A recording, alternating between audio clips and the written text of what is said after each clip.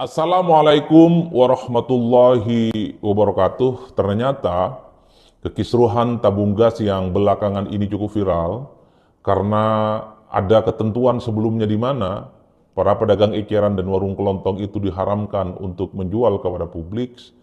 Efeknya dan diskusinya itu ternyata merembet kemana-mana. Bukan hanya soal bagaimana upaya untuk mendistribusikan gas yang bersubsidi ini kepada para pihak-pihak yang memang seharusnya mendapatkan hak, terutama untuk menertibkan para mafia-mafia yang terkait dengan distribusi gas. Tapi kalau kita membaca statement-statement netizen, komentar-komentar di media online, termasuk komentar-komentar para kelompok-kelompok kritis, ternyata persoalan kekisruhan tabung gas 3 kg ini dikaitkan dengan upaya untuk menutupi kasus besar, yaitu soal pagar laut yang ada di Kabupaten Tangerang yang sampai hari ini dalang utamanya itu tidak bisa diungkapkan. Nah, itulah hebatnya politik kita. Jadi segala sesuatu itu selalu dikait-kaitkan antara satu variabel dengan variabel yang lainnya. Karena publik di Indonesia itu sudah terlampau cukup kritis, sudah terlampau cukup cerdas. Karena bagi mereka setiap peristiwa politik apapun itu pastinya tidak mungkin hanya lahir dalam ruang hampa. Tapi satu peristiwa politik itu pastinya itu melalui satu proses di mana bertali temali dan saling berhubungan. Jadi tidak mengherankan ketika kekisruhan yang terkait dengan tabung gas 3 kg yang hanya berlangsung selama 3 hari karena selesai urusannya ketika ada instruksi dari Presiden, bagaimana para pedagang eceran dan warung kelontong itu boleh berjualan kembali, maka persoalan tabung gas itu kan sunyi senyap. Jadi dalam konteks itulah sebenarnya tidak mengherankan kalau publik dan kelompok-kelompok netizen itu per hari ini masih cukup meyakini bahwa tabung gas itu adalah sebagai upaya untuk menutupi karena persoalan pagar goib laut yang ada di Kabupaten Tangerang sepanjang 30 km sampai hari ini itu tidak pernah diselesaikan dan tidak bisa dituntaskan setuntas-tuntasnya. Saya sering berdebat dengan banyak pihak, saya juga sering membalas komentar-komentar yang ada di media sosial, tapi mereka cukup yakin bahwa mereka punya argumen. Karena persoalan yang terkait dengan pagar laut di Kabupaten Tangerang itu jauh lebih signifikan dibandingkan dengan persoalan tabung gas 3 kg. Karena bagi mereka itu adalah perampokan aset negara, karena itu adalah dianggap sebagai eksploitasi kekayaan negara, di mana kasus-kasus semacam itu selama ini tidak pernah bisa disentuh dan tidak pernah bisa diungkap kira-kira siapa aktor besarnya yang kemudian sangat layak untuk diperkarakan. Jadi wajar kalau kemudian kekisruhan yang terkait dengan tabung gas 3 kg itu adalah memantik bagaimana dikaitkan dengan persoalan yang ada di Kabupaten Tangerang. Soal pagar laut 30 km itu. Ya inilah realitas politik kita.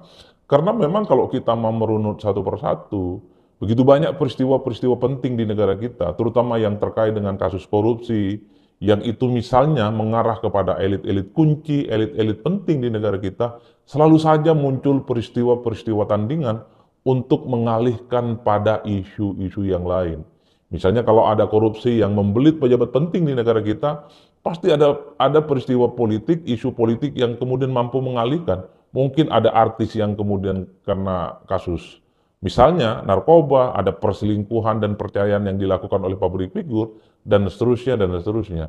Itulah yang kemudian dibaca oleh publik. Seringkali muncul peristiwa-peristiwa penting di negara kita, itu dialihkan dengan peristiwa-peristiwa besar lainnya, di mana pengalihan isu peristiwa besar lainnya itu sangat mudah untuk dikontrol dan bisa dikendalikan dalam waktu dekat.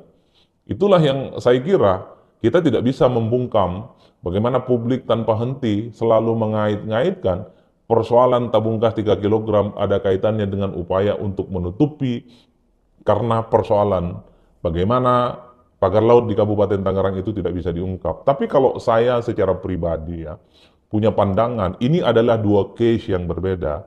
Bahwa per hari ini misalnya persoalan pagar laut di Kabupaten Tangerang tidak bisa diungkap siapa aktor utama, iya, itu tidak bisa dibantah. Tapi bahwa soal ada kekisruhan di mana warung dan pedagang eceran itu diharamkan berjualan tabung gas awalnya, itu adalah peristiwa lain yang menurut saya adalah dua peristiwa politik yang tidak bisa dikait-kaitkan.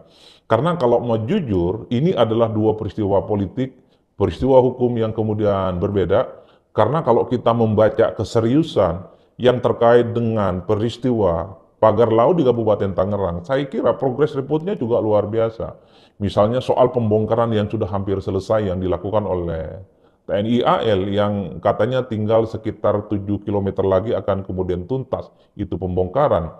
Kemudian juga dari pihak-pihak yang berwajib, KPK, kemudian Kejaksaan, termasuk kepolisian juga akan berupaya untuk melakukan penyelidikan apakah ada unsur pidana di situ, apakah ada unsur korupsi di situ, sebagai upaya untuk mengungkap dalang-dalang yang sesungguhnya.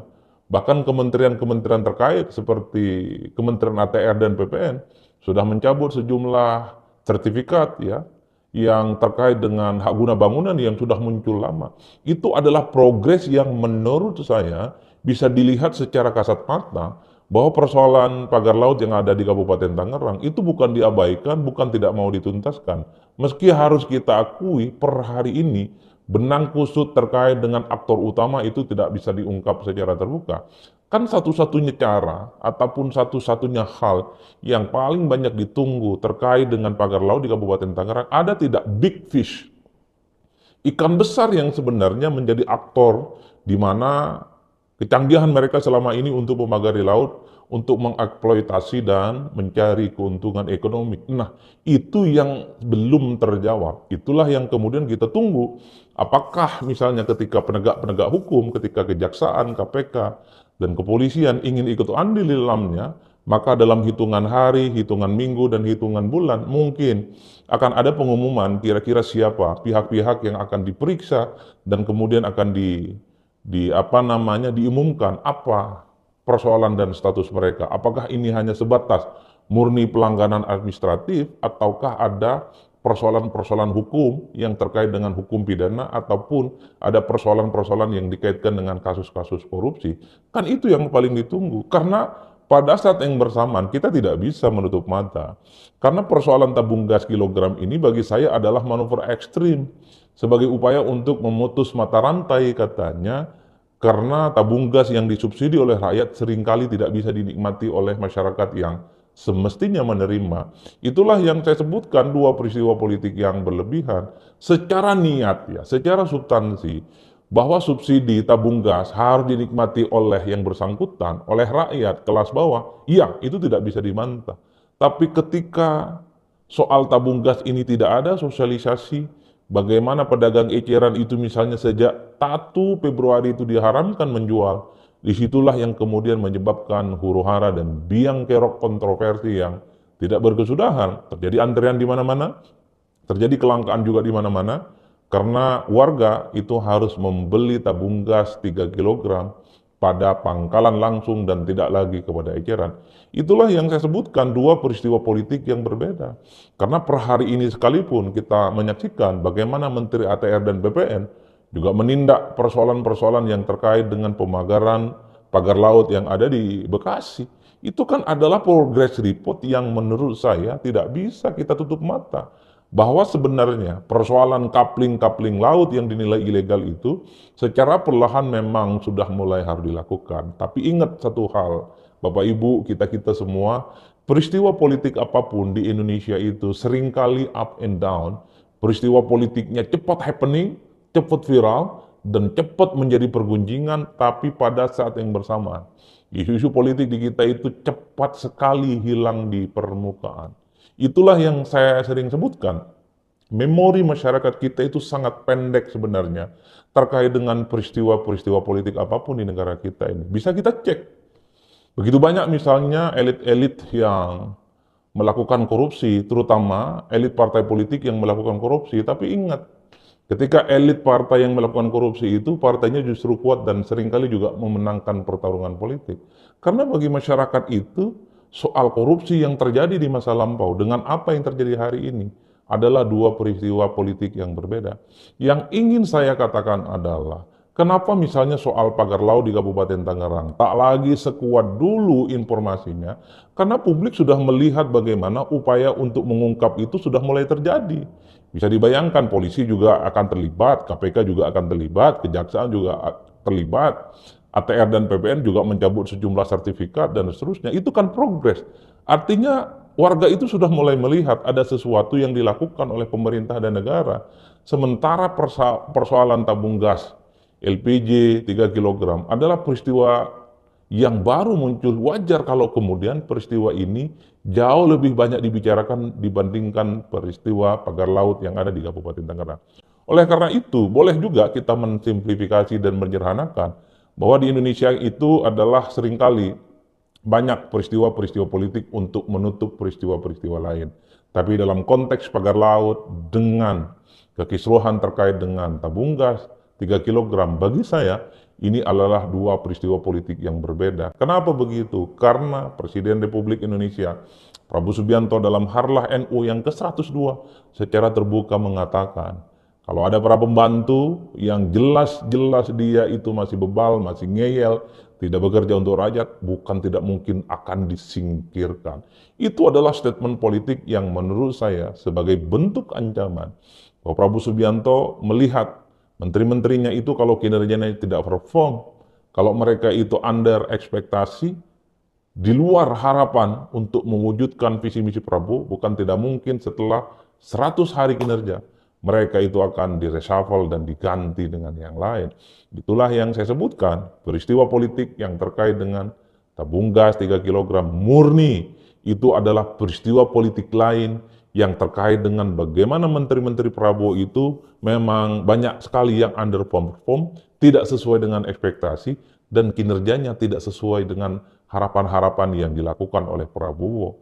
Apalagi pernyataan Sufmi Dasko yang mengatakan ada menteri yang katanya tidak seirama dengan presiden. Itulah yang saya sebut. Ini adalah peristiwa politik lain murni.